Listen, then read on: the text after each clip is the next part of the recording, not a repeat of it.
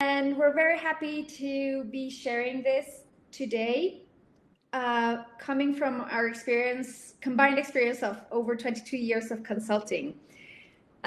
We started getting a lot of requests last year from colleagues asking us about how it was to start into consulting. So that's why we decided to create this webinar. Before we start, we want to briefly acknowledge that it's been a very rough year, 2025, for people in our field, in health development, humanitarian fields. And however, despite all the job cuts and the aid cuts, there are still people who are finding new jobs every day, and a lot of people who have successfully shifted to consulting. We can talk about it, but we have continued to see requests for our consulting services throughout last year. So just keeping that in mind and taking a positive spin on this. Jamie, over to you. Okay, so what we'll be covering today, and what we're hoping that you'll walk away with, is a clear vision about what consulting could look like in your own life. What would your life look like if you were to pursue this pathway of becoming a consultant?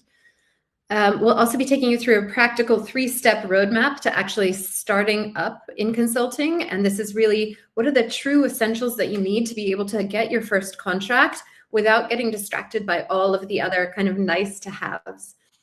We'll be answering any pressing questions that you have, so please do put those into the chat as they come up for you. We have an allocated Q&A period about 3/4 of the way through the presentation, so we do want to make sure we have enough time for your questions. And then some concrete next steps for you to begin your journey. And actually, we'll be taking you through several exercises that give you just that first step, just that first initial thought on some of these exercises that then we do hope that you'll walk away with and be able to flesh out more fully and think through your next steps. So make sure you have somewhere to take notes, either on your computer or on a notebook or whatever it is.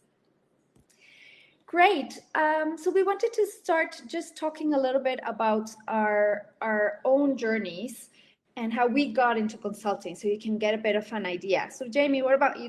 You start and tell us your story. Sure. So my journey started, I was in full-time employment living in Geneva, and I was also doing my MBA. And I decided it was a great opportunity for me to take a leave of absence from my full-time job to finish my modular MBA. It was a modular program, so I had time in between these kind of core course modules to actually base myself in Cape Town, South Africa, which is a place I have always loved, and really just wanted to have a chance to explore a bit and get to know some of the local programs that were happening there. And so I was able to take this leave of absence and do just a bit of short-term project consulting that I wanted to get exposure to these South African programs and see how I could contribute to those while I was doing this MBA. And I really had not intended on a massive career change. It was really kind of a temporary piece of work that I was looking at. And then when I got that first contract, I both loved it and loved South Africa. And so realized, actually, this is the pathway that I think I need to take. And so I did not return to my job in Geneva. I did finish my MBA, and I am still now consulting out of Cape Town, South Africa, 13 years later. So it's been a really happy journey for me. It's built in the flexibility that I needed. I have kids now, which I didn't at the time, and I've been able to really be a part of their lives and have a lot more location flexibility as well as time flexibility, which has been super important to me. And Candela, do you want to tell us about your journey? Yeah, so I think similar to you, right, Jamie? I started in consulting basically because I thought that would be the easier path. I had a full-time job at a hospital in Mexico City, working in public health, and I was moving to Oslo in Norway. And I very quickly realized that it was a small city where everybody knew each other, but I didn't know anyone, and it was going to be hard to get a job. And I wanted to shift towards global health. It was going to be hard to get a job like in an NGO or so on. So I started talking to people doing consulting there, and I was lucky enough to find 2 small consulting agencies who were looking for someone with health skills. And it was like a win-win because there was no commitment on their side. It was not like I was employed by them. So if I won a contract, then we would work together.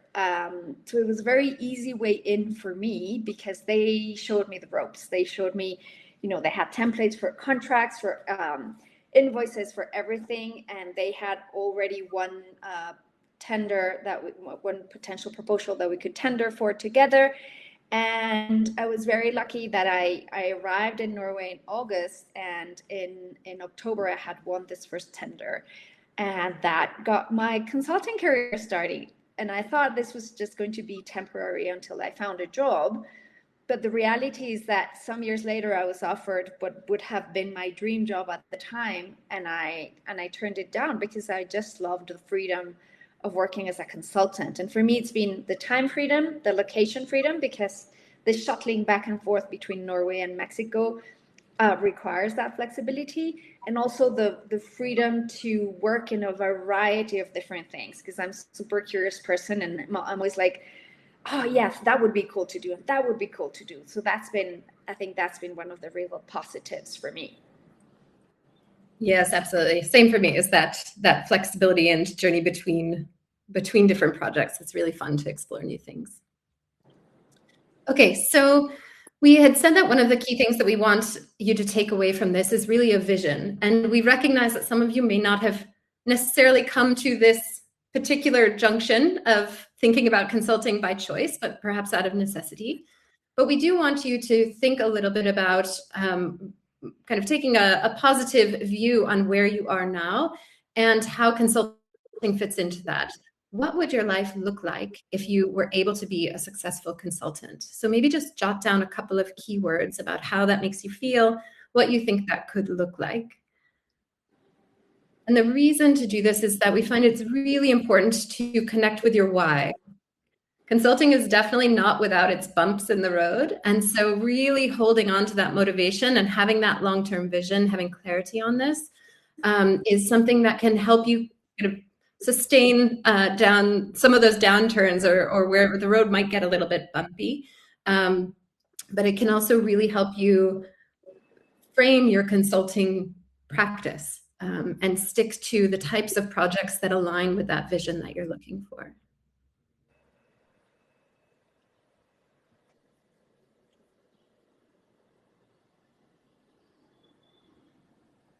Great, thanks, Kasia. Choosing projects aligned with my values, being my own boss. Excellent. That's great. That's also beautiful to be able to align with what you care about. Absolutely.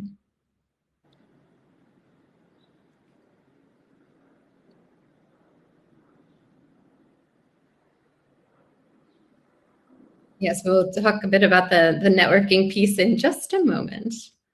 Meaningful projects, absolutely. Also making enough money to be comfortable. It's really important to think about those very pragmatic. I don't know if anybody is here because they want to think about consulting as volunteer work, but it's definitely important to be able to earn enough.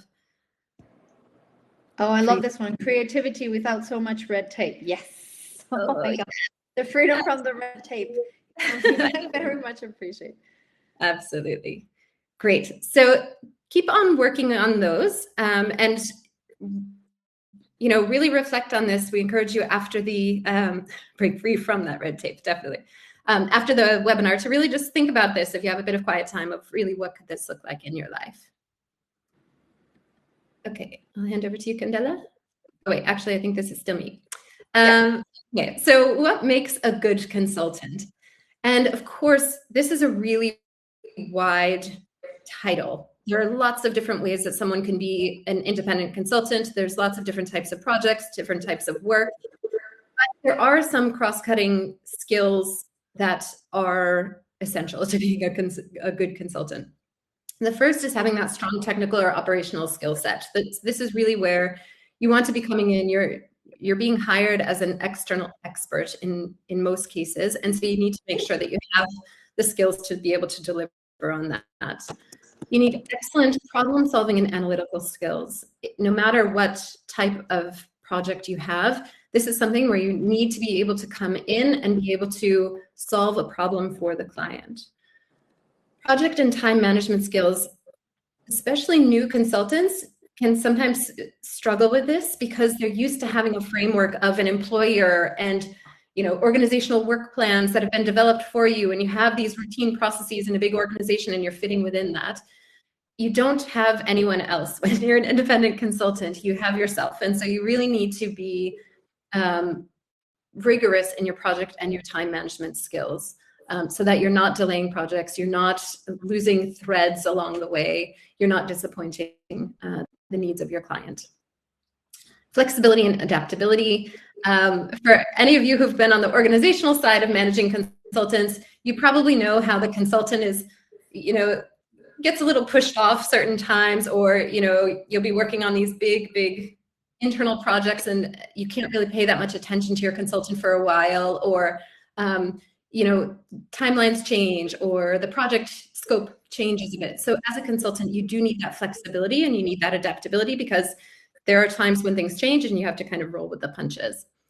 As a self-starter and being able to work independently, this ties back to that project and time management piece as well, where again, no one is going to be hand-holding you through the way unless you have an arrangement with an experienced consultant who's showing you the ropes and kind of taking you through this. But you would be responsible for finding your projects, for leading on your deliverables and your scope. Good communication skills, particularly listening and observing. So often what the client says they need versus what they actually need is different. And so you need to be able to use those skills to sort of read between the lines and listen, particularly where there is something happening that is outside of what was written down on the original terms of reference of your particular assignment. For Candela and I, this is one that's really important, is this commitment to ethics of first, do no harm. Sometimes organizations will put out a piece of work to an external consultant and it's basically a rubber stamping. They just want an external opinion on something, but they already know what they want and they're going to push you in one direction to just rubber stamp what they have already put through. And really it's about holding to your ethics and to, even though you need a paycheck, looking at when something is not necessarily aligned with your values or where there's any potential to do harm as a result of that assignment. Also having a track record of delivering high quality work. As it was mentioned in the chat, is having this good network. It's super important that you have a good reputation and that people come to you. They think about you when they think about who can deliver on this, who can do good work.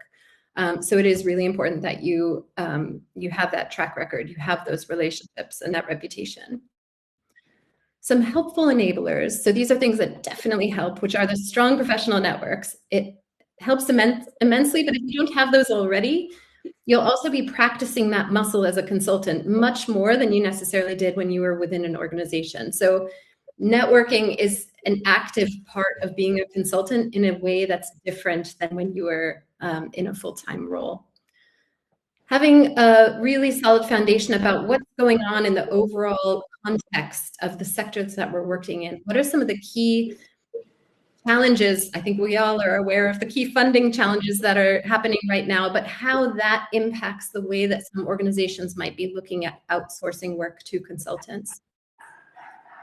With the financial instability right now, for example, some organizations are rather choosing to have short-term consultants fill in the gaps in their operational models because they don't have that financial forecasting to be able to take on staff. So as an example, so already thinking about it. Financial cushion to be able to weather slow periods. I think there are very few cases where having a financial cushion is a bad thing. Consulting is known for sort of this feast or famine cycle, but there are some ways that you can plan your work to help reduce those big fluctuations in your income.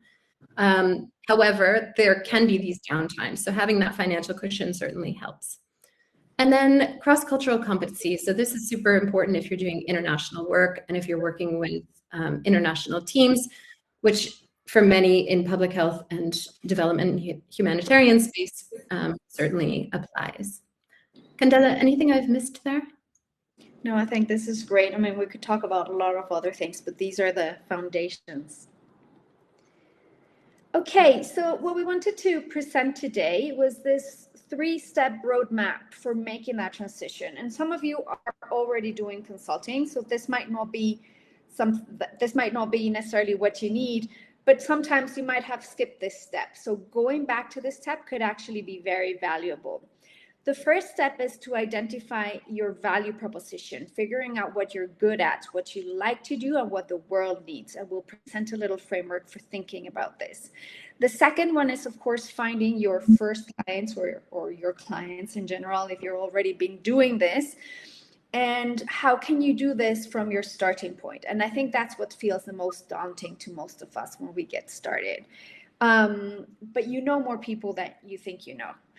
And we'll talk about how to use that. And finally, we'll talk a little bit about that third step of how can you set up the systems for success. See, this comes later, right? Setting up your systems can come later once you get that first assignment, that first client. So Jamie, do you want to walk us through the first one? Yes. So first is identifying your value proposition. And I think for many of us, especially if we've been in smaller organizations, we've had to be kind of a Jack or Jill of all trades, where you're doing a little bit of everything. However, in consulting, many of the most successful consultants are quite specialized, and it's easiest to sell yourself as more of a specialist than as a generalist consultant. That being said, of course, there are some generalist consultants out there, and they're very successful, and that's fine.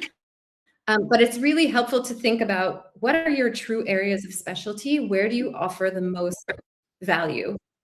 And so when you're thinking through your value proposition, one way that's quite fun to do it is by using this framework of the Ikigai. And this is adapted from a Japanese concept, a traditional Japanese framework.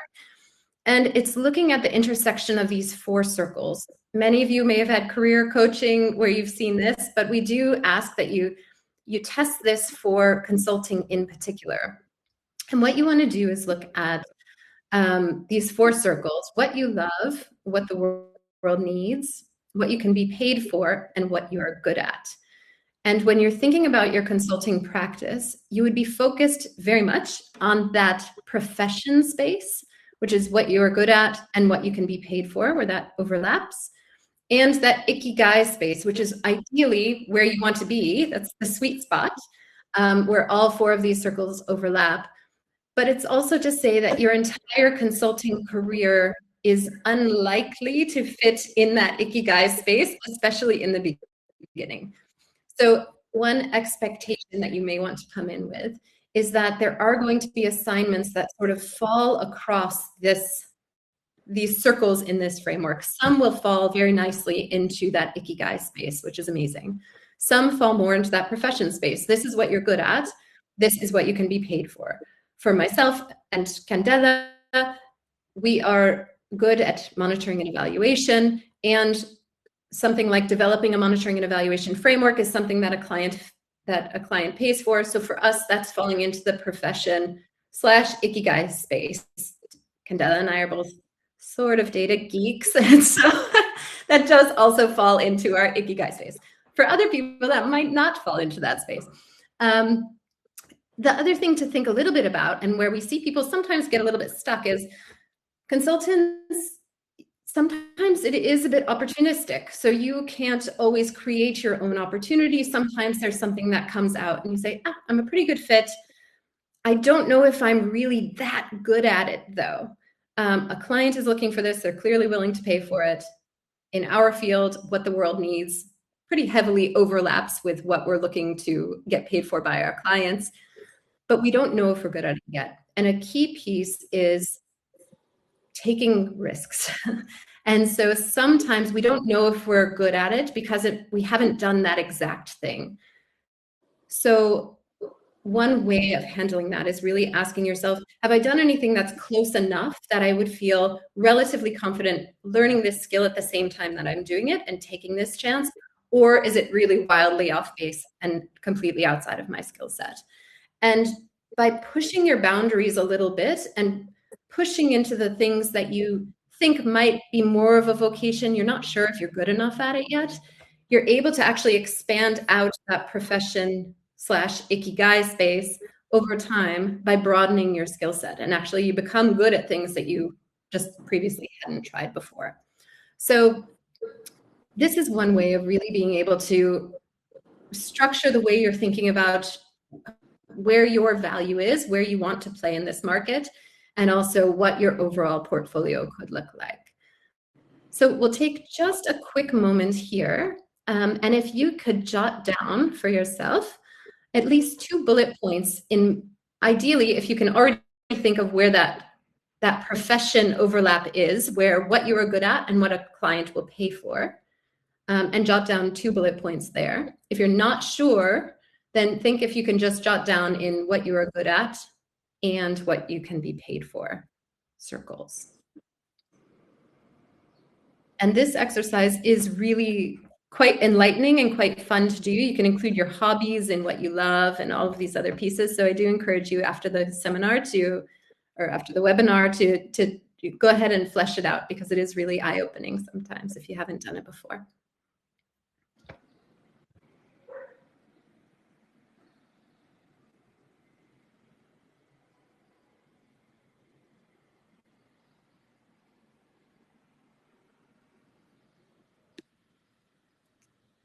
I'll add one more thing while you're jotting those down. And sometimes it's hard to know what you can be paid for.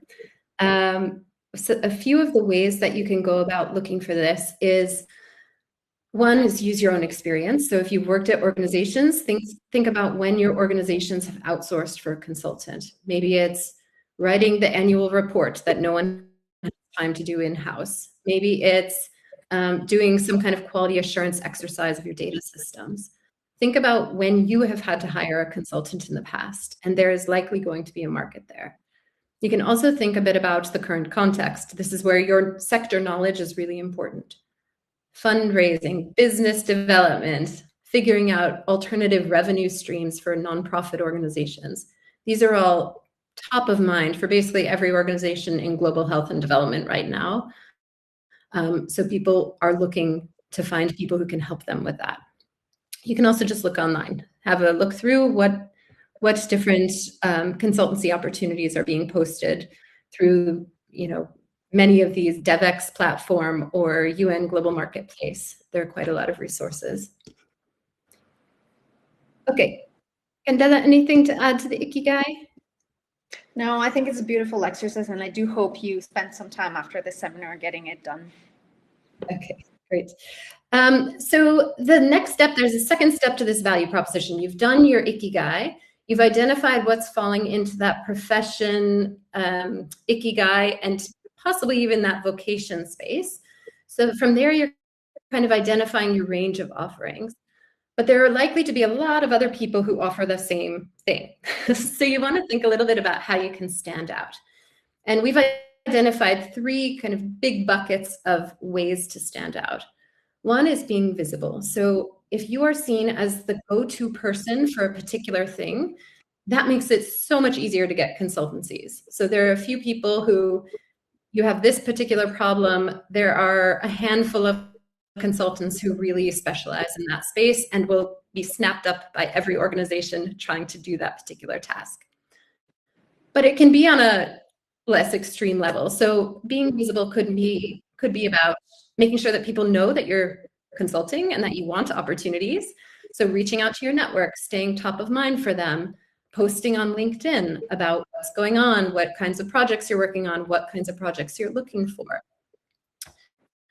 Being visible on LinkedIn is super critical, because very often we've had people come to us asking, oh, I haven't been able to get any leads on consulting opportunities. No one's approaching me. No one's even replying to my requests to network. And then you go to their LinkedIn profile and it looks very much like they have a full-time job and have absolutely no room to engage as a consultant. So make it clear that you want to be a consultant if that's really the direction you want to go, and make sure that that's coming through clearly. and your value proposition is included on your LinkedIn. The second area is delivering better. And this is where you can stand out to a client by being more efficient, by delivering better results, by having some kind of framework that helps you actually do that work better than someone else that they can find. So you think about, what are some ways that you could demonstrate to a potential client or an existing client that you can actually deliver better than the next person. And then the last is a bit softer, I would say, and that is that people hire people they like. And so just being better to work with can go miles in this space, where if you have a reputation as being on time, as being reliable, always following through on what you've said you were going to do, on being responsive, that if a client sends an email, that you are replying to them when they expect a response, and just kind of coming in with a positive and a proactive attitude, it can really, really go a long way. And you think about from your own experience, if you had two people with the exact same skill set, would you rather work with the person who is following through on things and coming with a constructive attitude, or someone who is a bit challenging and who may not be following through on deadlines, or maybe coming with kind of a challenging work behavior? So just finding ways to be better to work with.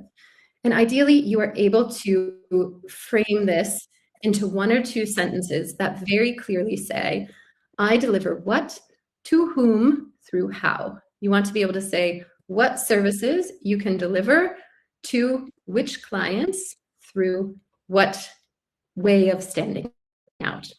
And so this is a really good way of testing your value proposition. And also you want to practice that. You want to practice saying it so that you're able to clearly articulate it when you meet someone and they ask, oh, what do you do? You want to be able to articulate this phrase. Candela, do we have enough time for this exercise, or should we move to the next? I think we're running a bit late, so maybe if you guys can do this exercise after you finish your Ikigai, that will be excellent once the webinar is over and we can keep going. Does that work?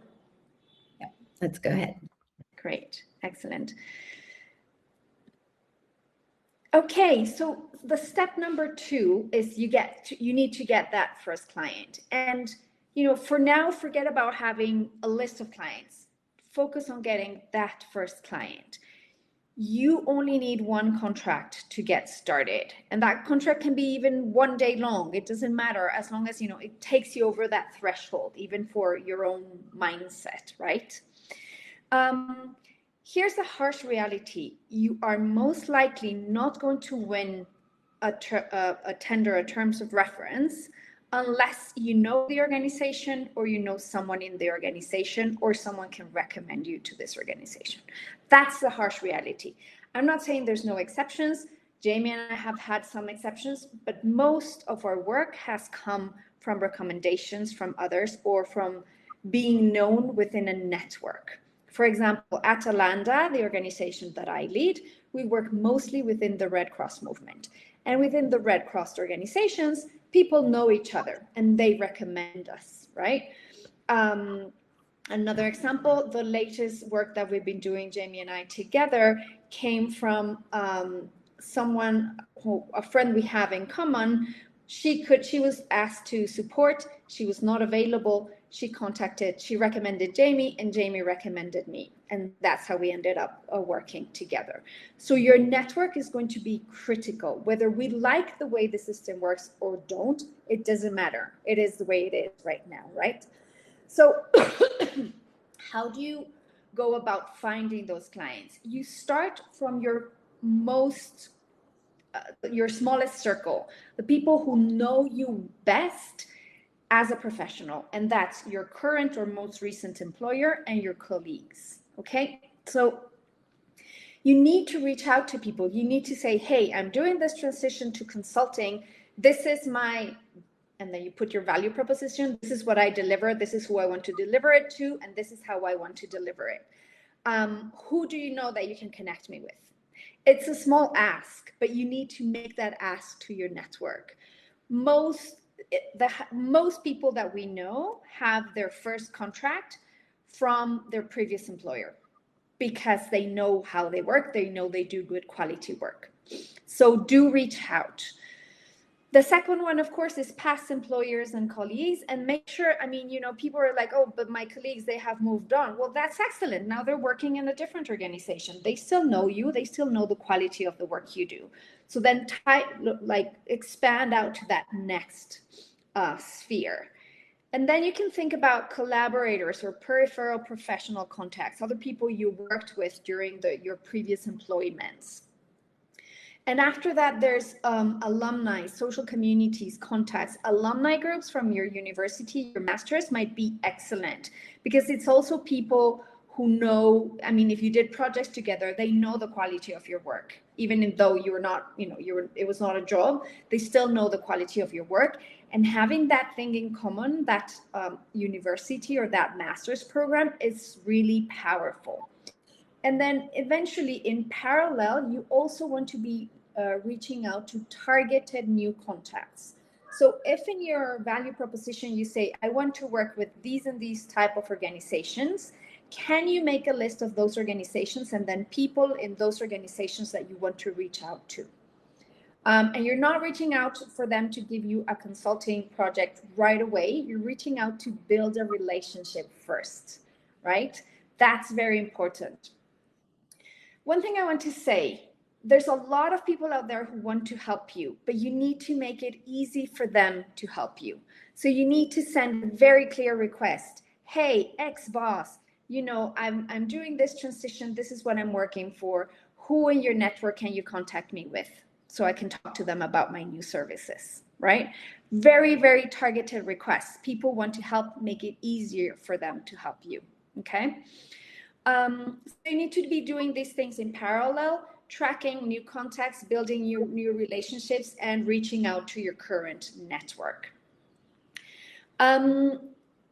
We are going to take half a minute, and I want you to write down all the names that come into your mind in your network.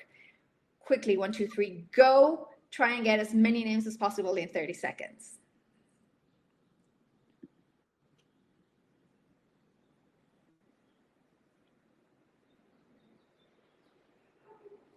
And this is just to unblock you, because a lot of people come to us and say, I don't know anyone. That's not true. You know a lot of people. You might feel uncomfortable about reaching out, but that's a separate problem. Your problem for the next 30 seconds is writing down as many names as possible.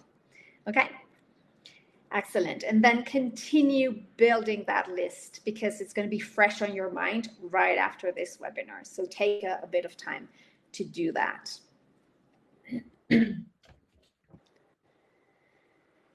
Okay, Jamie, did I miss something? Anything else you want to add here? No, I think that's good. It's just also thinking about with those targeted new contacts, it's really thinking about being quite strategic about that. And some can also be leveraging off of your primary contacts. So maybe you know someone who works for an organization that you really respect, but you know someone who it wouldn't be in any kind of hiring decision position, but you can talk to them and say, hey, who would you recommend I connect with and speak to who might be in a position, you don't necessarily say might be in a position to hire me, but who might need expertise in the area that I'm working in, or just who can tell me a little bit about the business in that space. So use your network to even reach out to these targeted new contacts, as well as some of the cold outreach that you might need to do through LinkedIn or other means. And this is uncomfortable, right? It is, but think about it as muscle building. You're building your networking muscle, and the more you do it, the more comfortable you're going to feel about it. So just get started. It's like going to the gym the very first time, but you just need to get started. Great. I like that analogy, that it gets easier. It's going to the gym. It gets easier after the first time. Okay, so setting up systems for success. There are a few priority actions that you do need to do to get your first contract in place. There are a lot of other things that you can do that I've seen really block people up, and they end up turning into like a procrastination, getting stuck, mentally spinning out space. I will say all of these save for later actions, except a separate bank account. I have not done any of those things, and I have been a consultant for the last 13 years. I still use a Gmail account, which I do not recommend. I should get my own custom email account, but I still am being quite a successful consultant with my Gmail account. So just to say, you do not ever need to do the more complicated things of designing your own website and thinking of a creative name for your consulting firm. That is, and those can be nice to have things. What you really need is first to register as a freelancer or a sole proprietor in the country where you live. This looks quite different in practice depending on where you are. So and I can't necessarily speak to the exact requirements in your country. What we recommend is actually, if you jump down to this last bullet point here, looking at your tax status and payments. If you talk to an accountant, they are usually the best people who can advise you on how you register and the implications of that registration on your taxes. So one is that maybe you as a full-time employee, your taxes are being pulled out of your paycheck. Or if you're with the UN, you may not be super familiar with taxes in general. So it's good to have an accountant who can tell you what that looks like when you're self-employed. Once you're registered as a sole proprietor, you also need to be thinking about an invoicing system. There are plenty of tools online or potentially recommended by your accountant on invoicing, but it also, especially if you're just getting one contract or you're just starting up, all you need is a simple Excel spreadsheet that has an invoice number, has your client, it has the amount, the date you invoiced, the date the payment was received. It can be as simple as that. And you can use a Word document invoice template or an invoice template that you found online and just customize out pieces of that. It really doesn't need to be a complicated thing. Some of you may have seen my post on LinkedIn about how I completely freaked out about the first invoice that I needed to submit. And I spent forever trying to design a cool invoice template because I had no idea what I was doing. That was wasted time. I did not need to do that.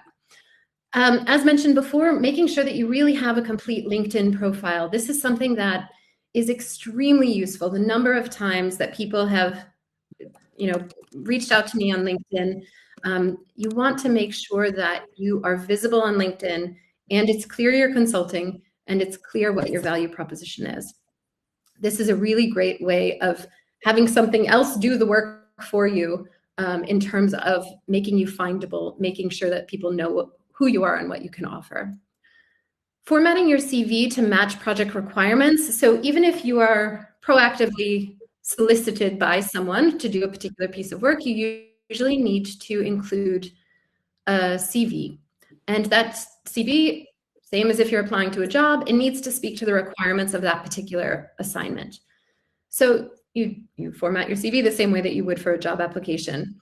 The one thing that's different in consulting is as you have, maybe not for your first contract, but as you start building a portfolio of consultancies, you want to switch to a consultant formatted CV that's organized around sort of the projects that you're delivering on.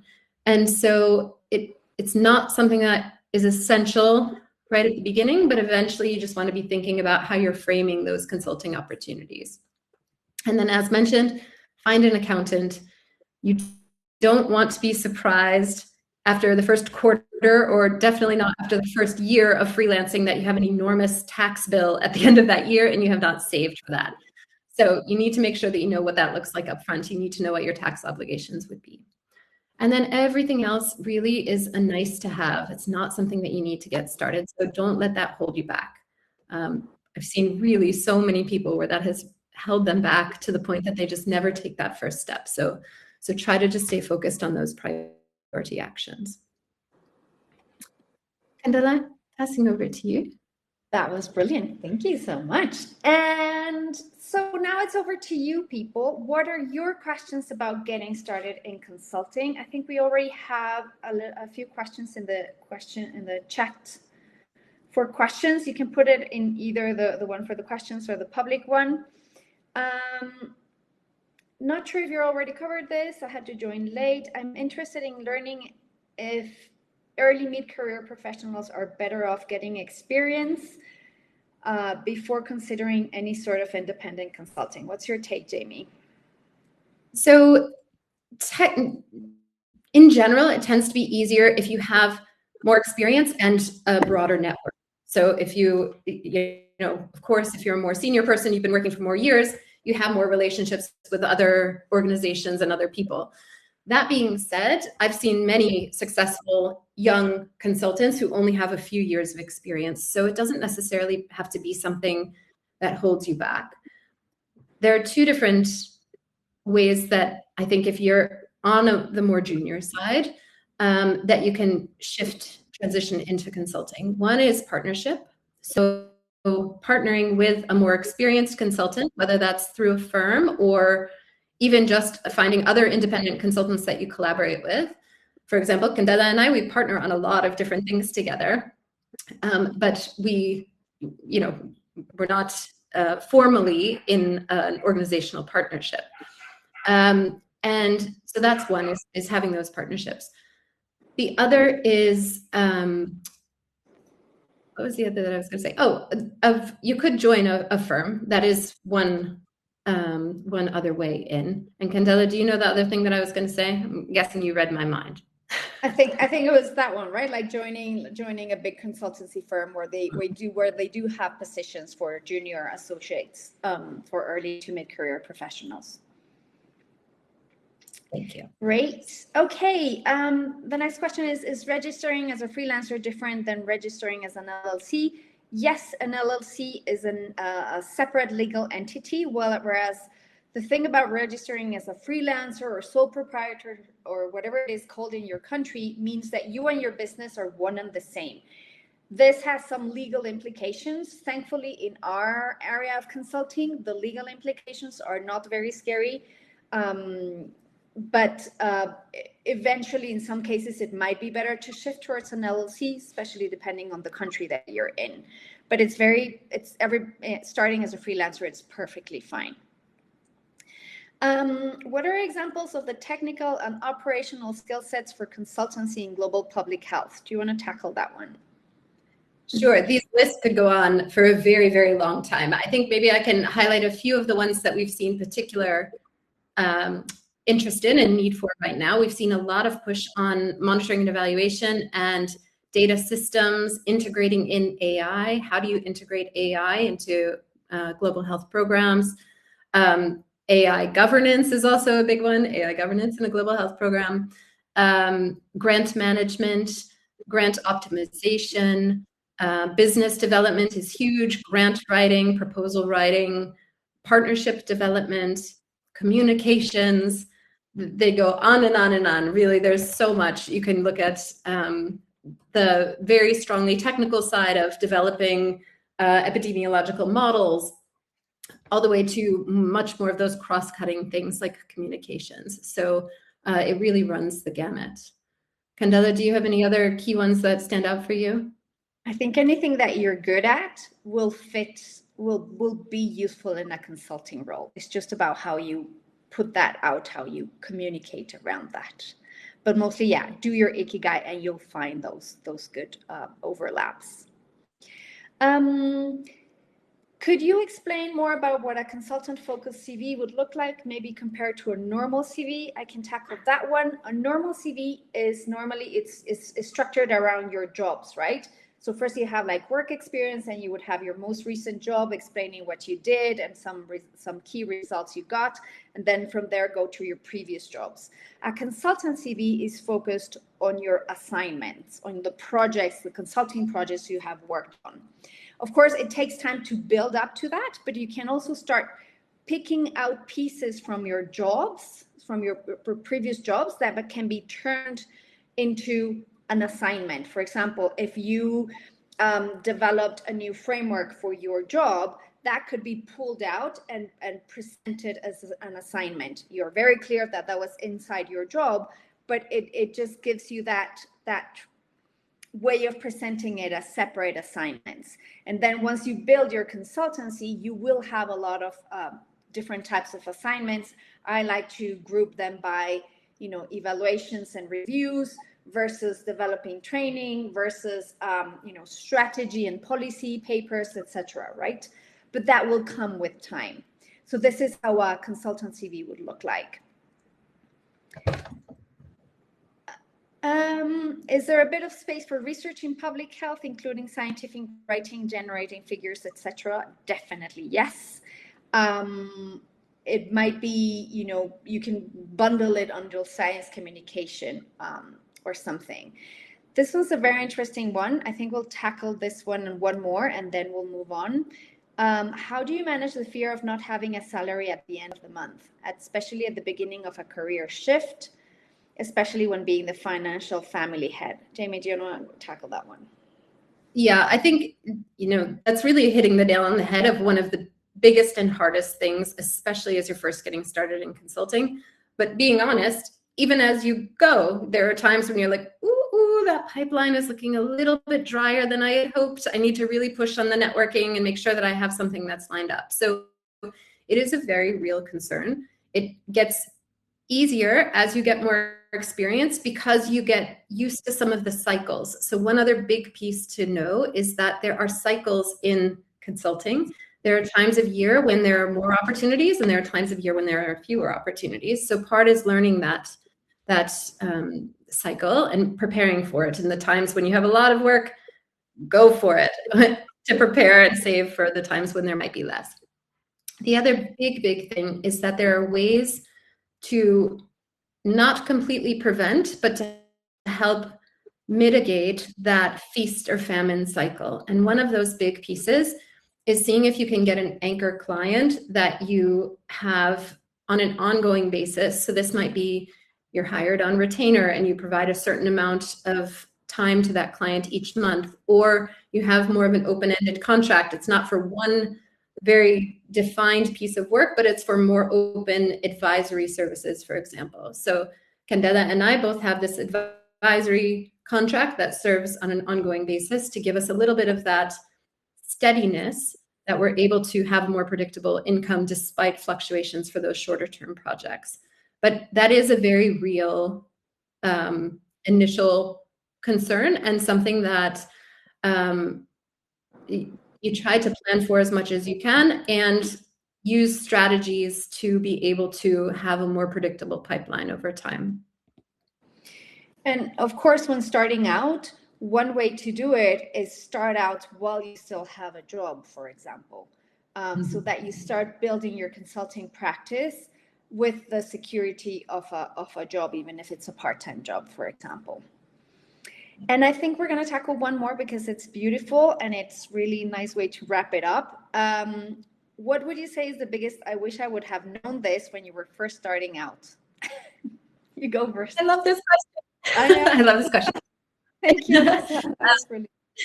So for me, one of the biggest things was, unlike Candela, I did not join a firm. I did not know people who were really consulting. I completely was figuring this out on my own, and I made a million different mistakes. I had really no idea how to become a consultant. And so what I really wish I had known was that there are resources out there to help you with this. You don't have to create everything from scratch. You don't have to teach yourself every single thing and make mistakes to learn these things, but you can really learn from other people.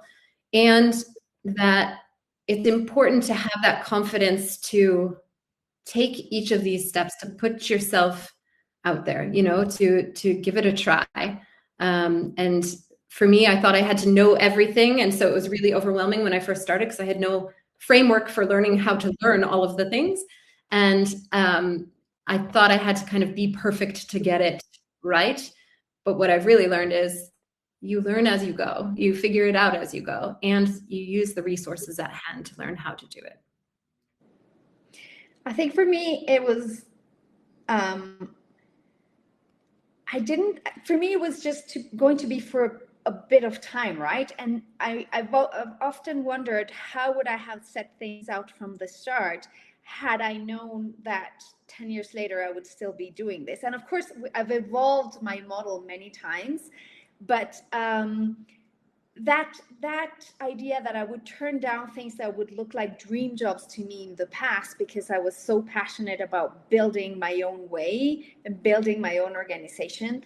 I've often wondered, had I known that, what would I have done different? But that's a very philosophical question. I think, on the practical side, what Jamie's saying is key. Everything, you can figure out everything that you need to know. And if you screw up, there's a lot of ways to make it better and to solve it. It's not the end of the world, I think. Great, excellent. There's still a few questions that we haven't got to. We'll see if we have time at the end of the webinar. Otherwise, we'll tackle them on our LinkedIn, so you can see the answers there. But one thing we wanted to talk to you about is, for some of you, this webinar might be enough and you might be fired up and you're like, okay, this is what I needed. You're going to be working your Ikigai, your value proposition, taking the next steps, finding your clients, and then you're ready.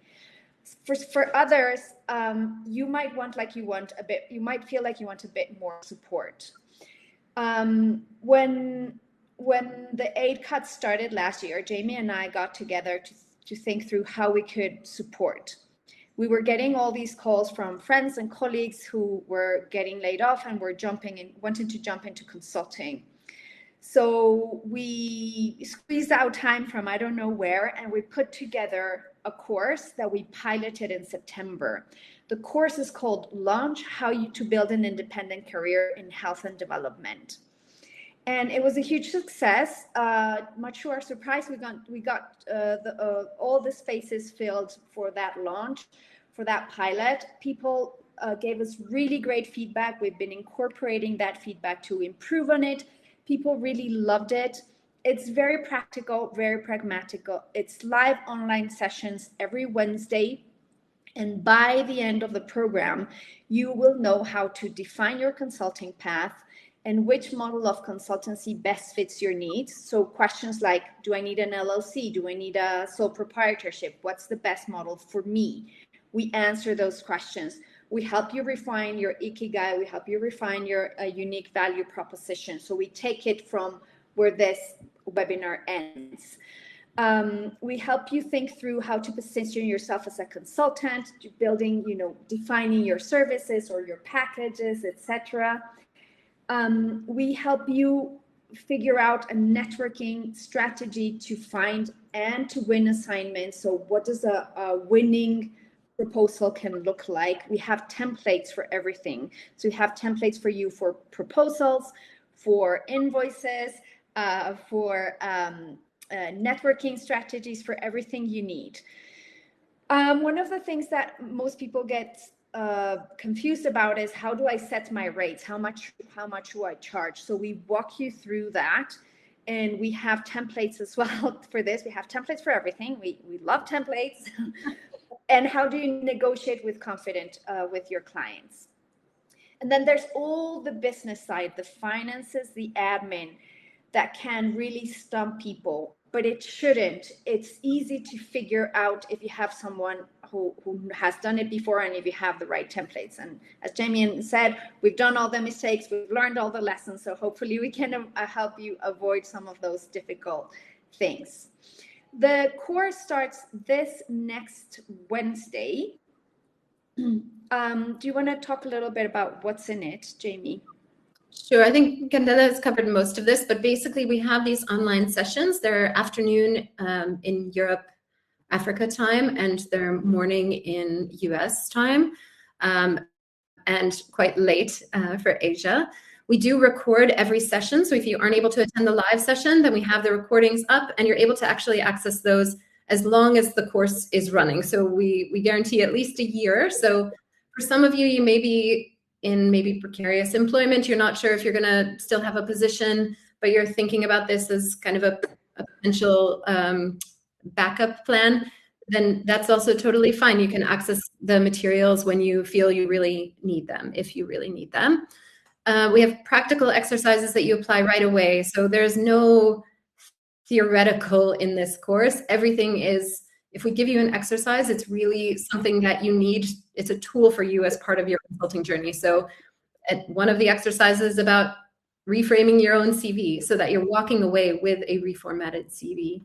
Everything is super practical. And then a toolkit to accelerate the system startup. This is really so many of the templates that can help ease the overall process. You don't have to figure it out on your own. These are tools and templates that we use regularly for our work. We also have tiered pricing available. So depending on the country where you're from, we want to make this as accessible as possible. So we do have tiered pricing available. Great. And if you're curious to hear what some of the people who've gone through the pilot have said, here you have some testimonials. It's been really great working with this first cohort. We create a community, so we are in touch with them, and we're thinking of putting together the two communities from the previous launch course and this launch course. So someone was asking whether there's are spaces for learning from each other and for partnering with each other. We're trying to create such a space. And we're happy to report that some of the people in the previous course actually managed to meet each other live, which was lovely. And have been networking together and looking at opportunities to work together as well. So you have the launch course registration page in the chat, but we do acknowledge that you might have a lot of questions and you might want to know if this is for you. So please feel free to book a call with me or with Jamie. We're happy to walk you through it, to understand where you're at today, and to give you an honest opinion whether this course is going to be helpful or it's not really appropriate for where you are at today. So I'm in the Americas morning time, Europe, Africa afternoon time, and Jamie is more, she's based in Cape Town, so more in line with Africa morning and Europe morning time, and can make some calls for Asia as well. You have a scheduling link in the chat, so please feel free. We created a lot of space today and tomorrow, so feel free to talk to us, even if you're not as interested in the course, but you just want to figure out, your next steps, or you have questions that came out from this webinar. Please go ahead. We want to do our piece to support after everything that happened last year, so that 2026 is a better year for all of us. Just a reminder, the registration closes tomorrow night, evening time in the Americas. So yeah, basically, if you want to join us, there's already a number of spots that have been taken, but there's still about half the spots left. So we'd be happy to see you on Wednesday in the course. We are at time. Jamie, do you want to add anything? Anything I forgot? No, just to say, I think we've emphasized multiple times how important networking is. And one of the key pieces that I hadn't actually anticipated from the last course was how great the networking was even between participants. So that was really an added bonus for all of us, including for Candela and I, of those networks developing. So we do encourage you, please do reach out. We're very available. If you want to have a chat, if you're not sure, reach out anytime. We love meeting new people. So we'd love to connect, and we'd love to have you with us. Yes. If you have any questions, we can stay for a few more minutes. If you have any questions about the launch course, we're happy to answer them now. Any other questions that we didn't get to, as I mentioned, we will make sure that we're answering via email or in our LinkedIn post. So just stay tuned. But we will make sure that we answer all the questions we got today.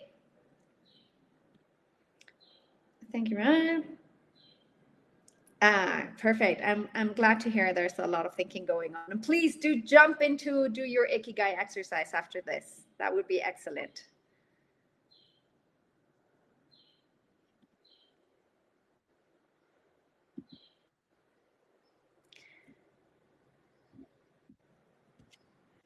Okay. Well, thank you, everyone.